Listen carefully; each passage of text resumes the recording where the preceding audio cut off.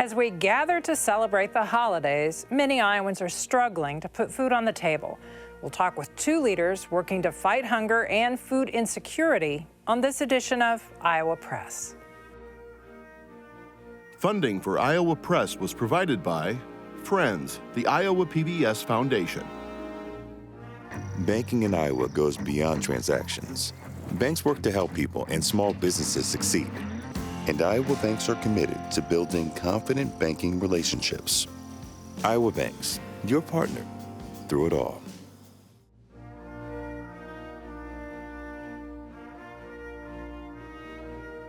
For decades, Iowa Press has brought you political leaders and newsmakers from across Iowa and beyond, celebrating more than 50 years on statewide Iowa PBS.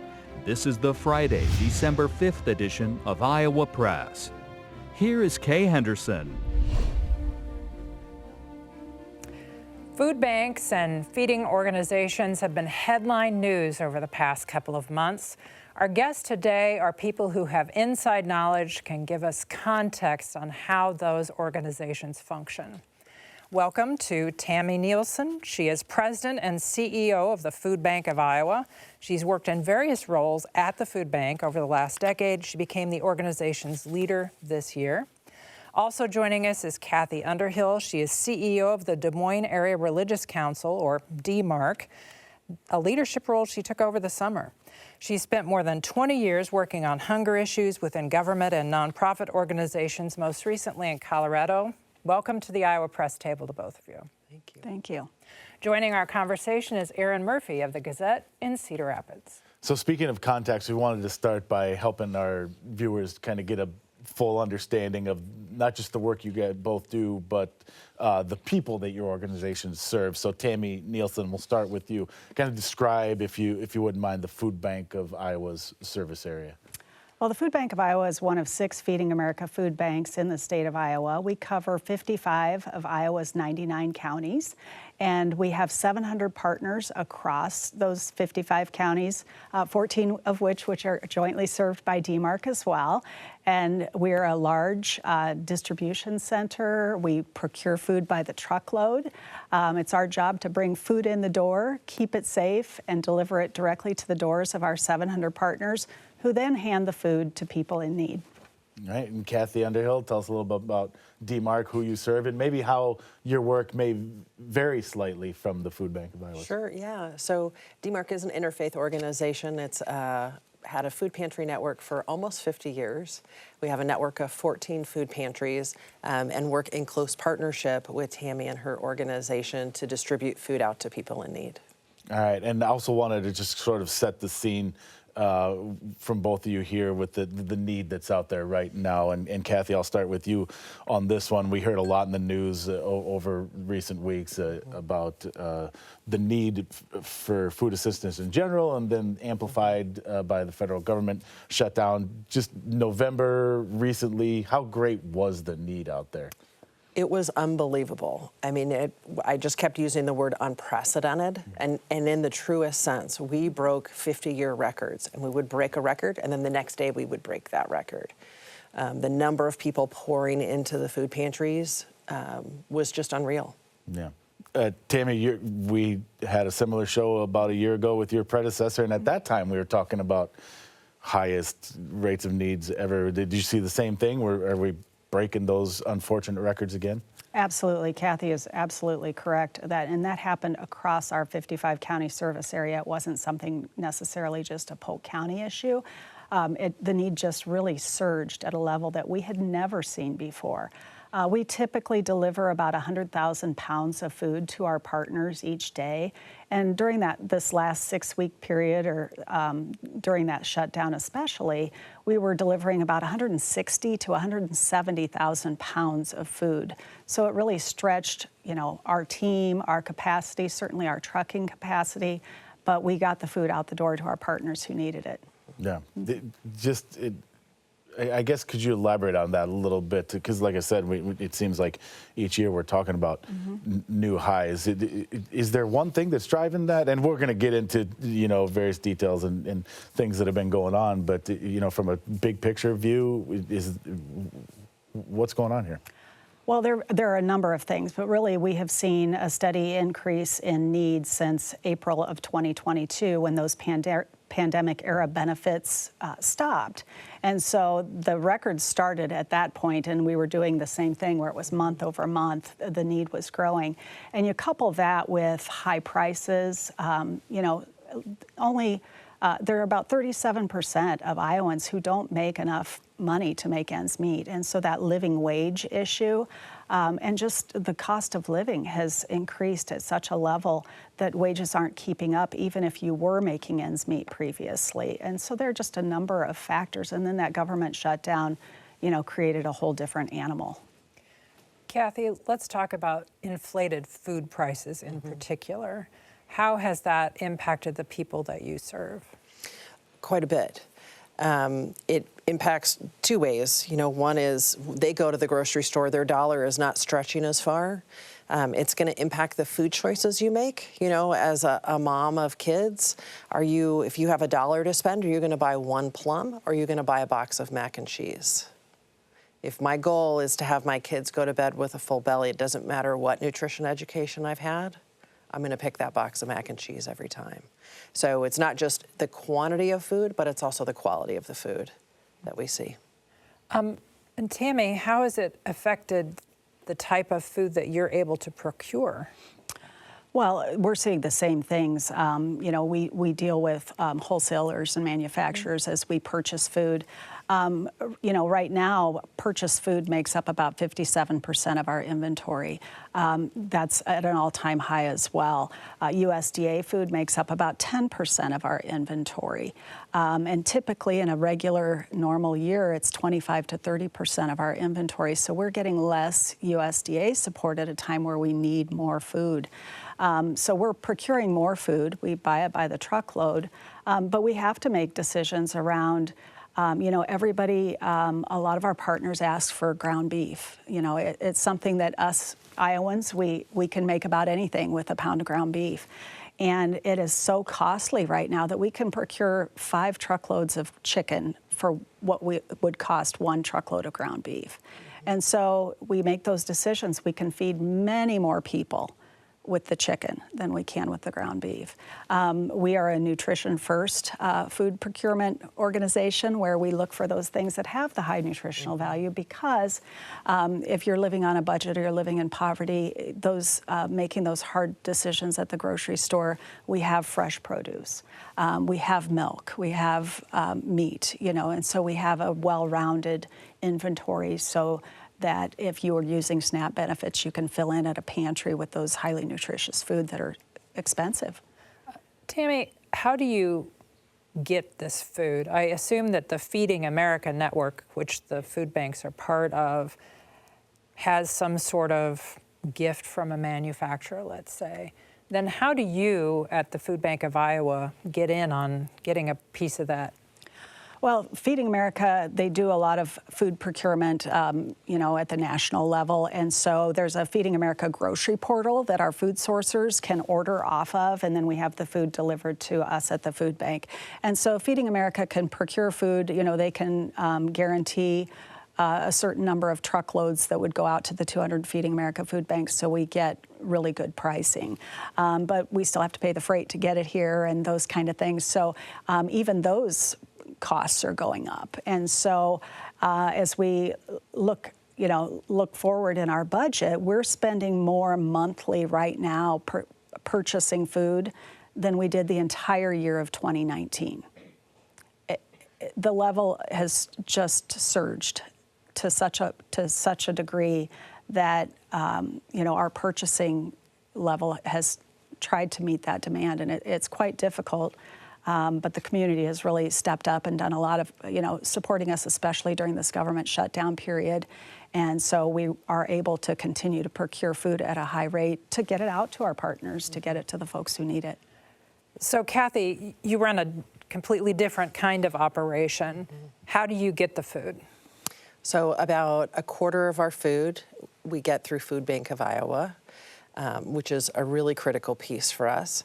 About a quarter of our food comes directly from community donations, people doing food drives and that kind of thing.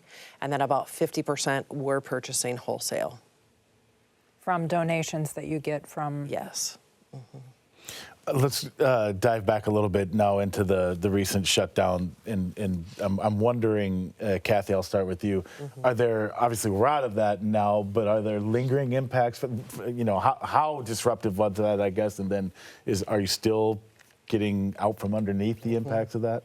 So I just cannot underscore enough how profound that impact was. I think, feeding organizations like the ones that Tami and I run and all of our food pantry partners are visible in the community. People see what we're doing. And so I think that they don't understand how much the government does. And Feeding America has a stat that says for every one meal that a charitable food provider provides, SNAP provides 9 meals, so about 1 in 9. And it's hard for me to conceptualize that at scale, like what does 1 in 9 mean? That's about the same occurrence as having red hair. So you think about, if a charitable food meal was a redhead, how often you see those versus every other color of hair. So it really, I can't underscore how profound of an effect that was. And we are still seeing the impact. Right now, we've had we were talking about, we've had a little bit of a quieter week because people got their benefits late in November and then got them again. But now we're starting to see it ramp right back up. Yeah, to that, Tami, the payments have restarted. Is that showing, or is there still, like we said, residual effects from the shutdown? Well, this has been, and it typically is in a regular year, a little more quiet the week after Thanksgiving. Now, Thanksgiving was later this year, so Christmas comes a little quicker. And so I can look in and I see our next week's orders, and they're really high again. And so looking ahead, we know that a lot of people found the charitable food system pantries or meal sites for the first time when their SNAP benefits were interrupted. And so how many of those folks will continue to come back now that they know that that's an option and that they're served with dignity and welcomed in and have access to that great nutritious food? And so we anticipate that has created maybe even more of a need as time goes on, because folks now are more aware of their options locally and across our 55 county service area. And so we'll just watch, and we'll see what those trends are. But we know that there will be some ripple effects from the interruption in SNAP benefits, and we'll just see what that brings. Yeah, forgive me. While we're on the topic of the government, I had a couple policy questions I wanted to float by you. And Tami, I'll ask you this week.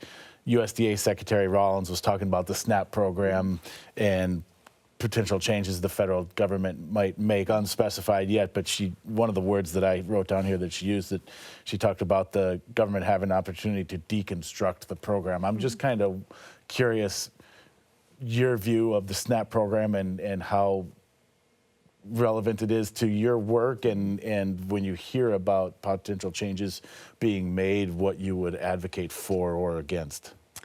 Well, SNAP works wonderfully. And we saw that during the pandemic when the benefits were raised to maximum levels. Our pantries and our meal sites, all of our partners, they saw a decrease in folks visiting their organizations because their needs were filled with that benefit. And as Kathy said, that, for one meal served by the charitable food system, 9 are served by SNAP. And that's about $45,000 in the state, or $45 million monthly in the state of Iowa that comes in for food support. So it's not just the folks receiving the benefits that benefit from that. Our grocers, really benefit from that. It helps the economy. For every dollar spent in SNAP benefits, $1.50 goes back into the local economy where it's spent. It's a wonderful program, and there is absolutely no way that the charitable food system could fill that gap. As time goes on, we'll see what deconstructing that means. But just the changes with the Big Beautiful Bill and other changes that have been made in the SNAP program cause us a lot of concern. It will be a gap that will be impossible to fill. Yeah, and one of those changes, Kathy, I'll ask you about it, was the work requirements in SNAP that people show that they're either working or trying to get a job before they're eligible for SNAP benefits. Is that what's your thoughts about a policy like that? Well, I think that generally everybody wants to work. I think that's my mindset, is that most people that have the ability to work want to work. We certainly see that in the data from the DMARC pantries. That people are either working or looking for work. I think the populations that were that used to be excluded from work requirements were veterans, were people experiencing homelessness, were youth aging out of foster care, were people over 54. I think that it's really going to put a strain on folks. And of course, refugees are totally out of being able to get the benefit. So I think work requirements overall are a great idea, but I think we have to be careful about how we implement them and who we're implementing it with. And Kathy, you mentioned the difficult choice that sometimes families have to make to stretch those food dollars. A state policy change that's coming is requiring that SNAP benefits only be used to purchase healthy food, eliminating some kind of foods for those purchases. It's something that makes sense on the surface, but as always, the devil's in the detail. And so I'm, especially when it comes to those moments like you described. So, a good idea. What are your concerns when you talk about that policy at the state level? I think, again, the aspiration is we want everyone to make great nutrition choices. We want everyone to eat healthy. If you look at the data, it shows us that people using SNAP purchase the same things that people not using SNAP purchase. So we all have about the same diet. I think that I understand, that this was billed as like no more candy and soda in the program, which I think feels common sense for a lot of people. But again, when you look at the details, and HHS just came out with a guidance this week, it is much more complex than that. For example, I can buy a cup of cut up fruit, but if it comes with a fork, I cannot. I can buy a granola bar if it contains flour. If it does not contain flour, I cannot buy it. So there's so many rules, so much minutia in that. It's not clear cut like everyone knows what a soda is. That's pretty simple. But the way that this is being constructed, I think it's going to create a lot of confusion and frustration for cashiers and a lot of shame for SNAP recipients. And Tami, you mentioned the expiration of the extra pandemic funds. The state of Iowa let those expire, and this past summer implemented a new summer food assistance program, especially for kids in low-income families. The worry there was about the scope and the reach, and we're still waiting from numbers on that from the state. In the meantime, I wonder if you have any sense anecdotally from what you've seen, was that program effective? Did it fill the gap of that extra funding that the federal government had offered? Do you have any sense of how effective that program was? Well, HHS is still doing some analysis around that, but anecdotally it was a heavy lift for both the food bank and our partners on the ground doing that work. The Food Bank of Iowa had about 125 Healthy Kids Iowa sites across the state, and some of it worked really well, but there were some capacity issues with our partners that maybe they needed more refrigeration or more staff or more volunteers to really help out with that. We had a pretty quick turnaround to be by the time we learned of the program and then to get it implemented and running. And so we learned a lot on the go with this.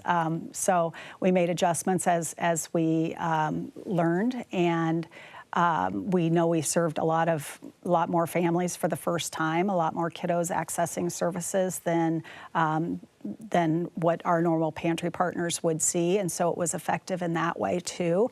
It's great that the state recognizes the Feeding America food banks as trusted partners to distribute food, but the capacity issue was a tough one for us, and tough for our partners. That really trickled down. It was a really hard thing to implement and to really carry out. But more children absolutely were fed through that program. Kathy, let's talk about who you're serving. Do you have an idea of the age breakout? Yeah, about 15% of those that we serve are over the age of 60. Most are families with kids.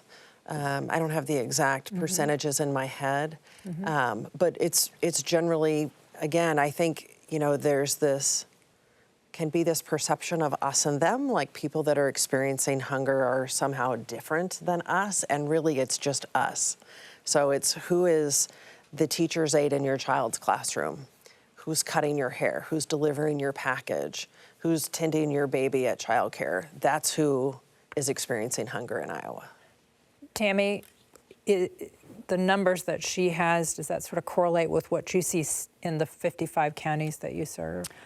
Yeah, we know that for over 40% of those we serve are children under the age of 18. And then we do have, the group of seniors and then, just the mid-range folks too. We know that most people are working. They're just not making a livable wage. They could be working 2 or 3 jobs. They don't have any health care benefits. They're still not making ends meet because they're not making a livable wage. But the majority of folks we see are kids, Many of the people that folks see in a food pantry or at the food bank are volunteers. Are you concerned that the volunteer population of Iowa is aging out, and how do you address that? Either one of you? We have a wide range of volunteers. Certainly our daytime volunteers are mostly retired folks. They've got, the time and they want to give back, and some of them are working harder than they ever worked when they were employed. So we treasure them. Last year at Food Bank of Iowa, we had 44,000 hours of volunteer hours, which equates to about 21 full-time employees doing that work. We're only a team of 51, and so adding those 21 full-time employees through volunteerism is what helps us keep our costs down. And so if 96 cents of every dollar donated to the Food Bank of Iowa goes directly to feeding people, and it's our volunteers that make that happen. We just poured concrete. We've never been more excited about concrete in our lives. We poured a 120-spot parking lot to accommodate even more volunteers in our building because we were having wait lists for folks. And so we're grateful for that volunteer force, and we do see lots of different ages, especially in our evening and Saturday shifts. Kathy, based on your experience in other states and now here since this summer, it appeared during the pandemic that much of the federal money that was going toward feeding organizations was helping with infrastructure, refrigeration units, freezer units. What sort of infrastructure needs are there in pantries like the one you are operating and others? So I think it's the same, but on a smaller scale. So instead of a giant freezer, it's a little freezer. But I think cold chain is the biggest thing. Refrigeration and freezers are probably the biggest expense, and just physical space. As the need has grown, a lot of pantries have outgrown their space and are looking at, creative ways to create more space. Yeah. And we're into our home stretch here. Before we run out of time, wanted to make sure we give folks an opportunity to, if they're interested in donating or helping out your organization, how do you do that? Or B, if there's someone who's watching who needs some assistance, how do they do that? So Kathy, let's start with you. How would someone who wants to make a donation contact your organization, and how is someone in need reach your organization? Sure. So someone in need, on our website, we have a Find Food, and there is our 14 pantries.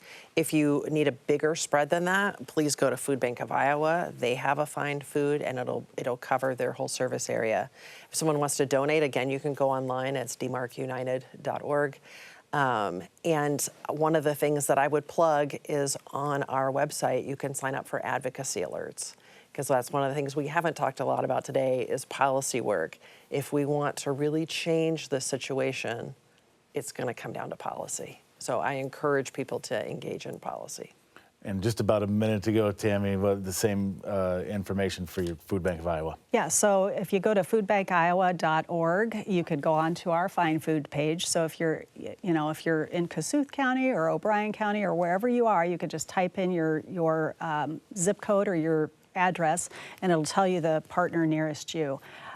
Same thing to donate directly to the Food Bank of Iowa. If you go to foodbankiowa.org, you can donate to us right there. And as I said, 96 cents of every dollar goes directly into food to our communities. Kathy, we have about a half a minute left. You are arriving in Iowa with new eyes. Mm-hmm. What do you see here that you didn't see in Colorado and vice versa, and what should Iowans pay attention to? Mm-hmm. I think that what is really profound here, and especially in Des Moines, is the sense of community.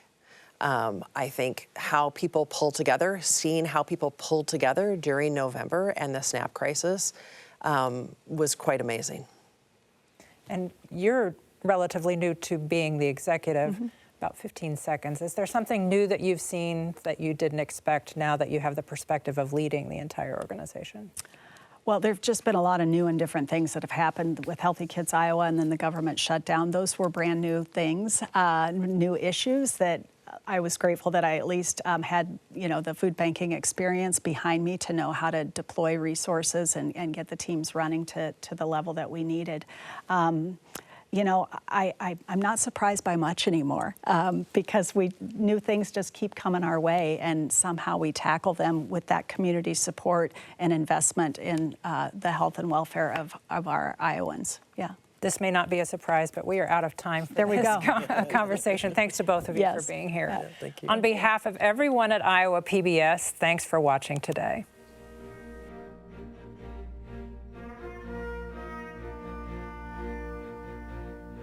Funding for Iowa Press was provided by Friends, the Iowa PBS Foundation.